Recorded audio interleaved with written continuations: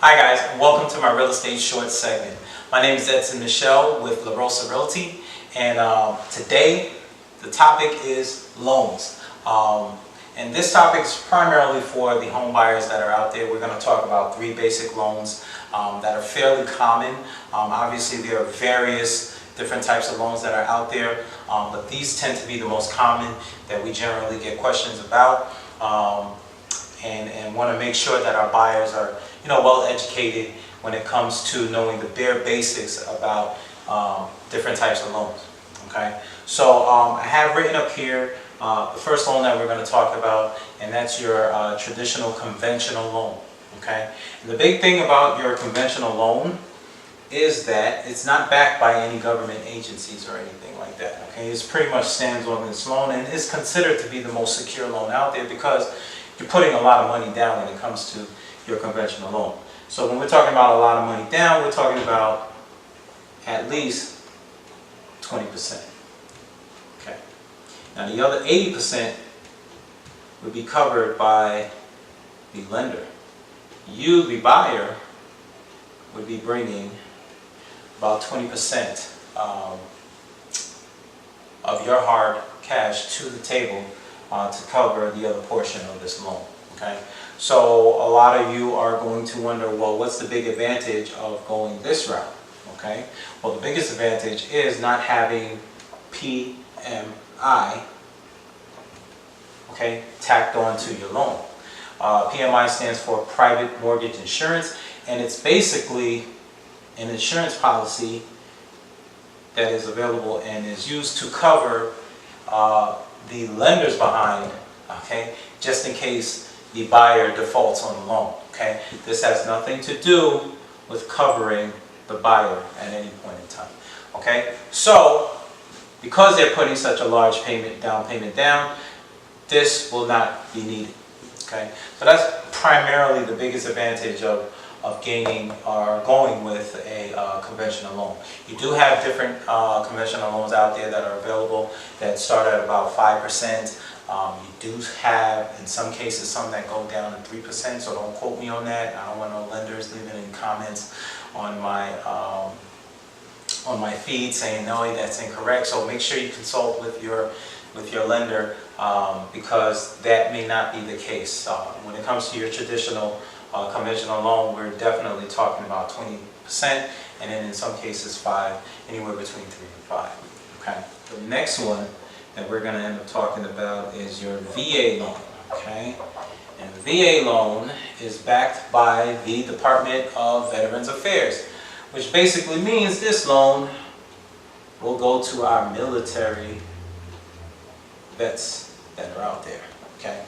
Now, for a military vet to obtain a VA loan, they would have to be active military members of at least 90 consecutive days during wartime,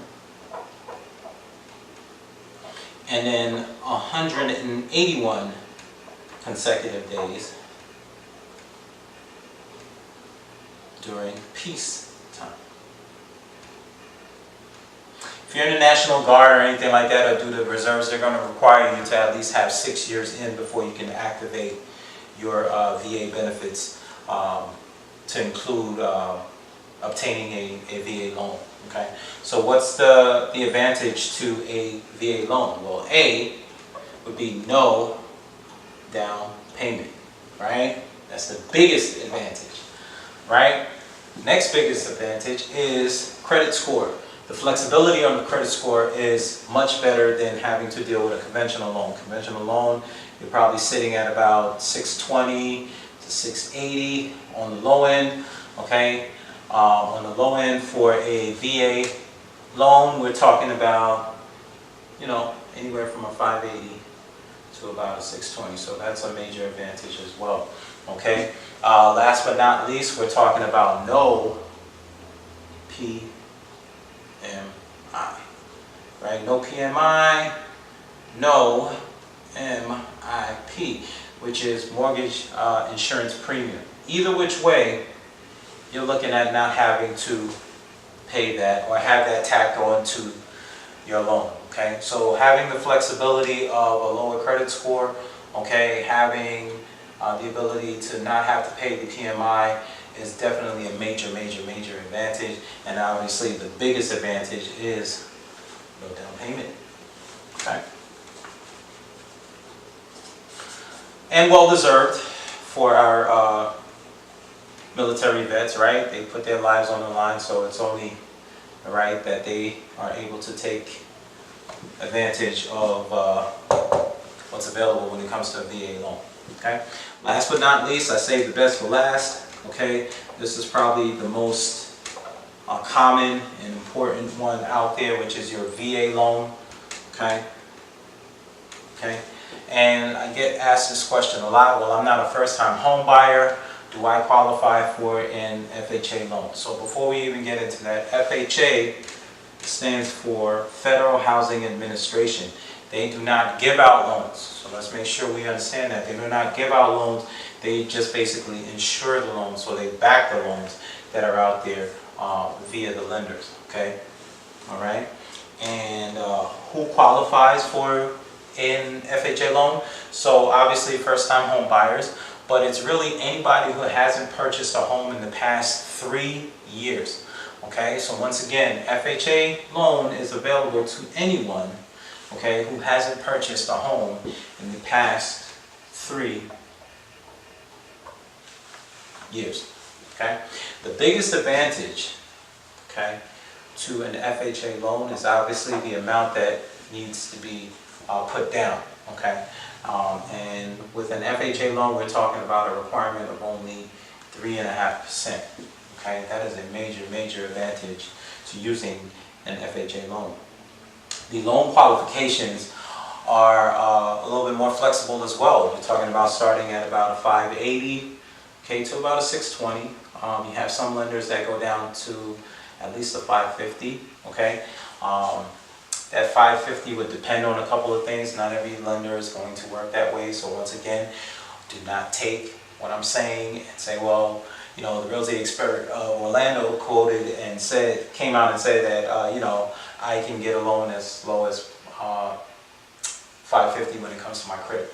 That may not be the case with certain lenders out there. Okay. Last but not least, okay, the third biggest advantage to obtaining an FHA loan is the debt to income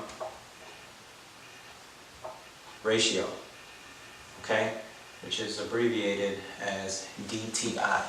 Okay, so your debt to income ratio is much lower, okay, and could go as low as 50%. Generally, you're looking for 43% or lower, okay, but you have various lenders, okay, depending on the credit score, right, they may be able to work with this and vice versa, okay, so one of the two has got to really balance out, okay, but once again, this is your most common loan out there, and you know, one of the most basic questions is what is a FHA loan, what is a VA, what is conventional, what does that all mean, okay. What you primarily want to do is obviously consult your lender, and they would be able to break these down a lot better than I can, but I just want to make sure that all my buyers out there know that, you know, what some of these mean and what it means to them when it comes to obtaining a home and pursuing different loans that are out there. I did have one question to answer for one of my followers on Instagram. I did request that if he had any questions that you go ahead and ask me, and that I would answer it at the end of the segment. So just to give you a little backstory on myself, as I mentioned earlier, I have been in the real estate business the past 5 years. Started out as a real estate investor, and then obtained my license and became a real estate sales agent, and has been with La Rosa now for the past month, and previously with another broker. He wanted to know why did I want to become a realtor. So just to give you a breakdown, as an investor, one of my biggest joys was seeing the buyer at that closing table being passed their keys. And that joy, kind of led me to obtaining my real estate license, because I wanted to be on the other side of that and be able to help, buyers obtain their first homes. I think that is one of the biggest joys that I get, is sitting down with a buyer and having them sign that paperwork and have them obtain those keys and seeing that smile on their face and drive off to their new home. So I hope that answered your questions. If you do have any further questions, make sure you drop a comment under my next real estate segment video, and I'll be sure to answer that for you guys as well. So once again, thank you for tuning in. Real Estate Shorts with Edson Michelle, La Rosa Realty.